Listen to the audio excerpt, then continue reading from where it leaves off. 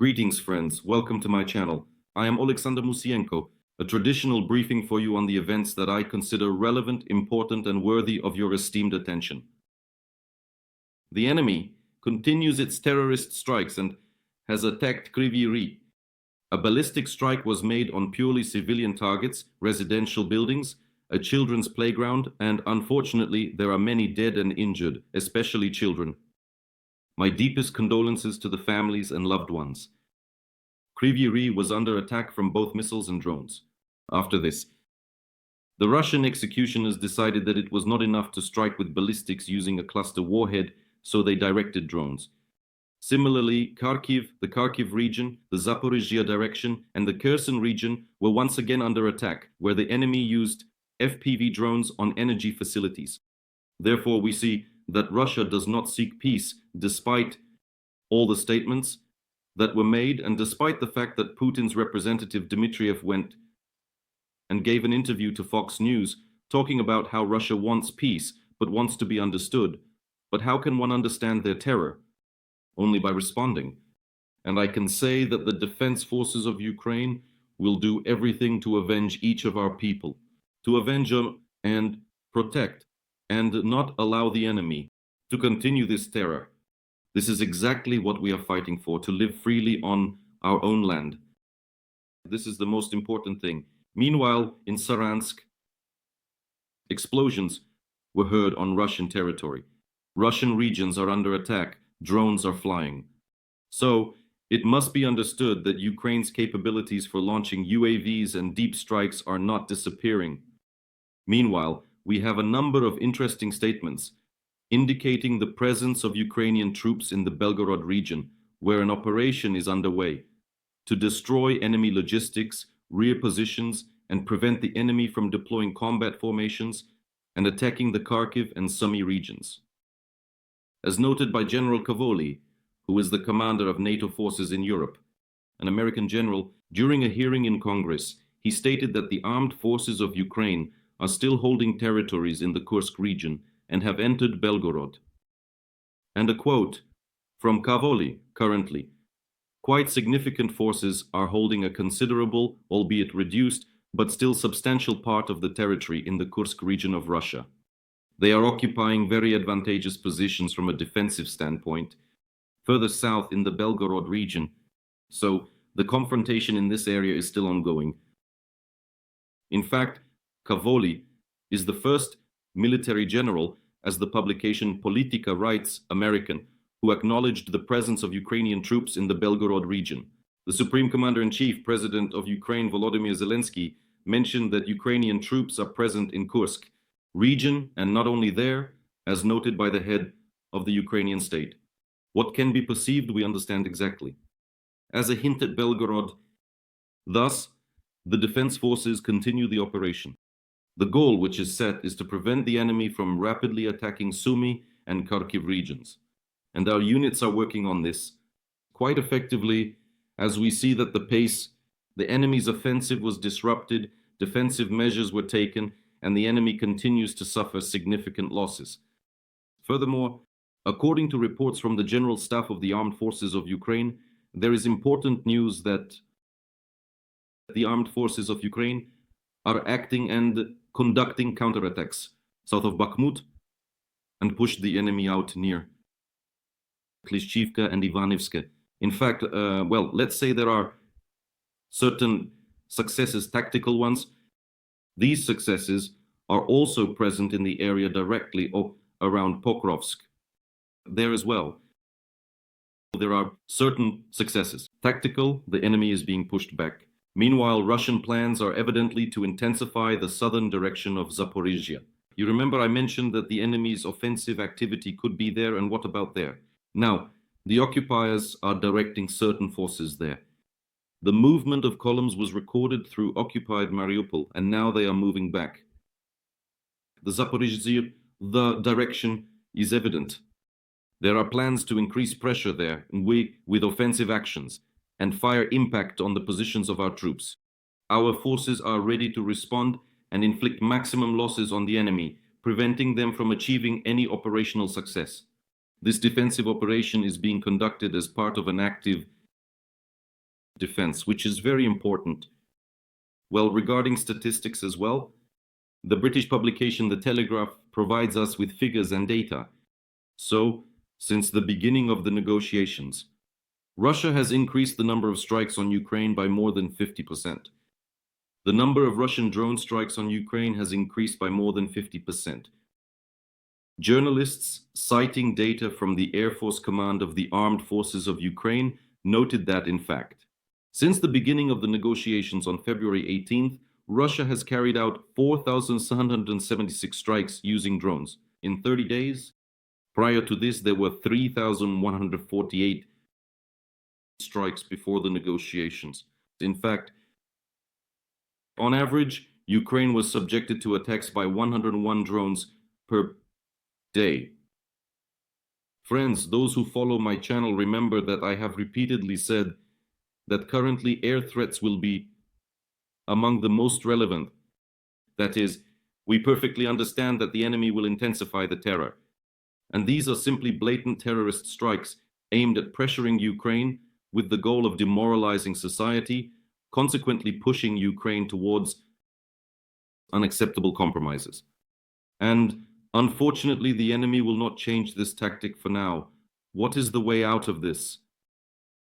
Strike the territory of Russia, hit their Russian targets, hit them as much as possible in the occupied territories. Inflict maximum losses on their military economy, their capabilities, and demonstrate our abilities.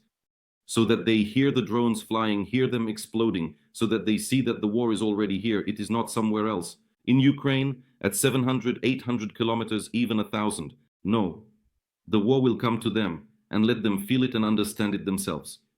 The second way, of course, is strengthening air defense. On April 11th, we have Ramstein, a meeting precisely concerning the support of Ukraine. And one of the first priority points during this meeting will be the issue of providing weapons, specifically air defense systems of various types, to counter missiles, both ballistic and cruise, as well as to counter drones. That is, doing everything possible to improve the fight.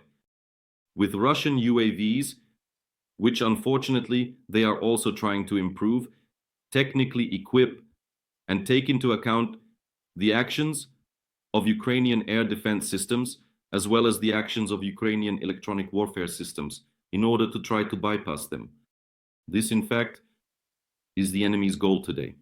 Well, we, of course, should talk not only about the quantitative filling of drones, but also about the qualitative aspect. We need to be ahead of the enemy in this. This is very important. Meanwhile, not the American, but the German channel CDF reports that Russia has likely transferred some troops from North Korea to annexed Crimea to deploy this contingent in Ukraine, according to CDF. On March 26th, a video appeared online showing several units of North Korean Koksan artillery installations. The footage indicates that the installations are being transported by rail to the northern part of the peninsula. So when I'm occasionally asked, why are strikes carried out on Russian military targets in occupied Crimea? Well, essentially they are carried out to disrupt logistics, to cut off and to prevent the enemy, let's say, from having the ability to move cargo. Further south, to the occupied Ukrainian south, from there attacking our positions. In fact, it can be said that Russia is now trying to involve North Korean military personnel as much as possible, which indicates that they have certain problems. They need these assault troops. They, like you, tried in the territory of Kursk, and now they are conducting additional training so that the North Koreans can enhance their skills, enabling them to attack from other positions, so to speak. Well, it doesn't matter where they attack from. Our units will repel these attacks. NATO Secretary General. Meanwhile, Mark Rutte is convinced that the new tariffs will not violate the alliance's commitments. And he said that practically nothing was violated. Trump. And everything is fine from his point of view. At the same time, Rutte believes that Ukraine's path to NATO is irreversible. And, as he noted, what was decided in Washington in 2024 that the path to NATO is irreversible, we are building a bridge with everything we are doing with Ukraine to make Ukraine as compatible with NATO as possible. Well, indeed, Ukraine is currently adopting many standards, both in management structure and organizationally, to improve and meet all NATO standards. Take the best for us. Even while we are not members of NATO, we must understand that even when we become members of NATO, our task is to have a large, strong army. As the Supreme Commander-in-Chief, President of Ukraine Volodymyr Zelensky, very rightly noted. Recently, he said that the Ukrainian army should be no smaller than it is now. And these are absolutely correct words from the president in the sense that it cannot be otherwise. It is precisely strong armed forces that should be the guarantee of our security.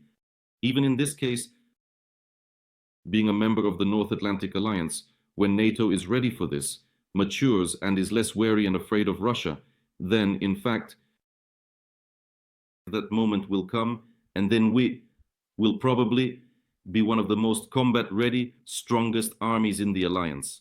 And now our task is to strengthen ourselves, including with the help of NATO. We cannot dismiss cooperation with the alliance. We must develop it. We should take the best they have, share with our partners, as well as our experience.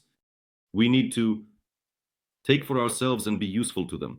This is interaction. This is the necessary cooperation.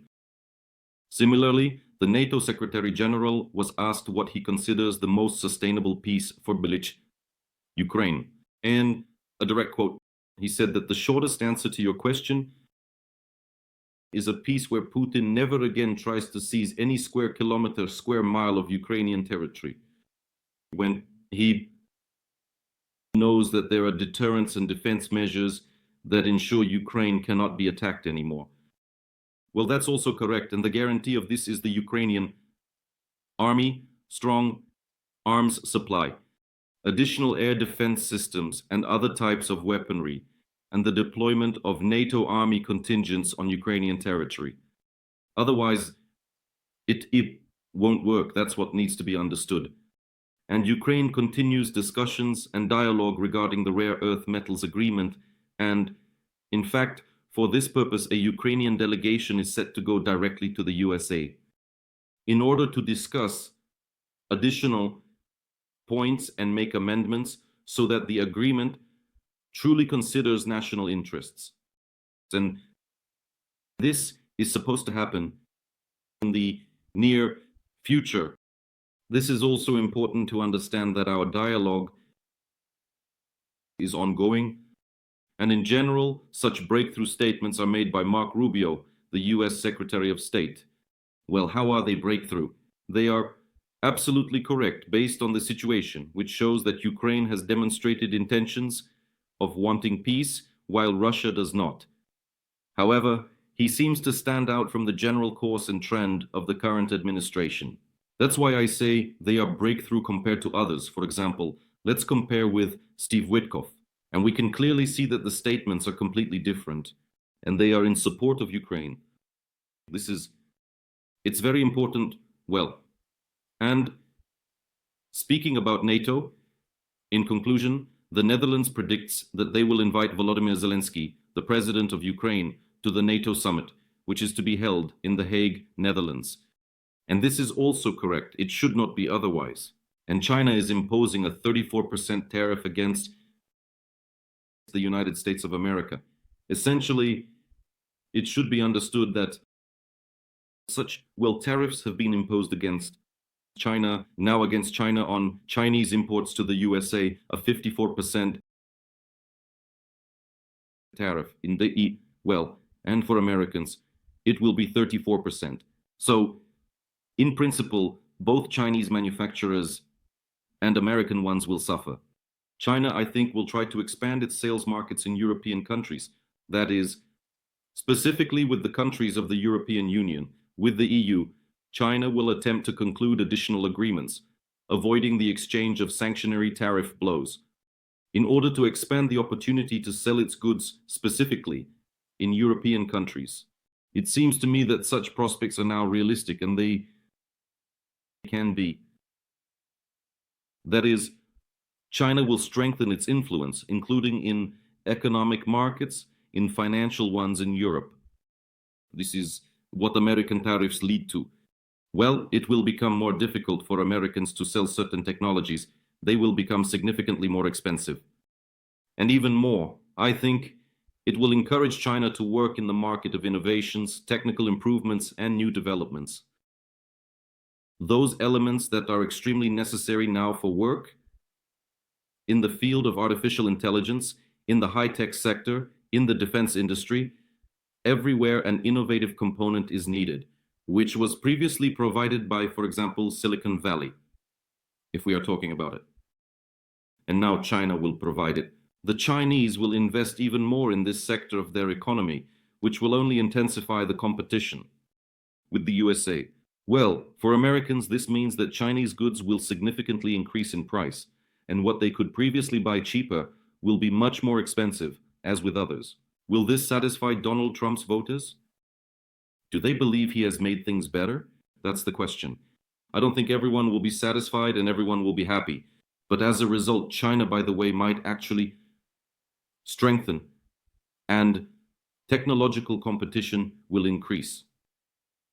Of course, currently China cannot fully sustain itself, let's say, solely with its own components or those from neighboring countries. It still needs the United States of America to collaborate and successfully obtain certain necessary and essential elements from there in order to proceed, microelectronics and others.